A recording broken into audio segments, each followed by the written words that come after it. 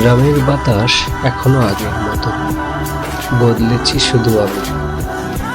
সবুজ ধানের মাঠের পাশে দাঁড়িয়ে বুঝলাম সময় থেমে থাকে না। যে রাস্তায় ছোটবেলায় দৌড়াতাম আজ সেখানে হেঁটে যাই চুপচাপ। এক সময় স্বপ্ন ছিল আকাশ ছোঁয়ার, আজ স্বপ্ন শুধু শান্তিতে বাঁচার। কিছু মানুষ ছিল ছায়ার মতো, রোদ উঠতেই তারা হারিয়ে গেল। গ্রামটা আগের মতোই আছে, পুকুরের পানি, বাঁশঝাড়ের শব্দ, ভোরের কুয়াশা, সব একই। শুধু বদলে গেছে আমার ভেতরের মানুষটা। জীবন আমাকে শিখিয়েছে সবাই পাশে থাকে না, কিন্তু নিজের সাহসটা থাকলেই যথেষ্ট। আজ আমি আগের মতো সরল নই, কিন্তু আগের চেয়ে শক্ত। এটাই যে জীবনের আসল শিক্ষা।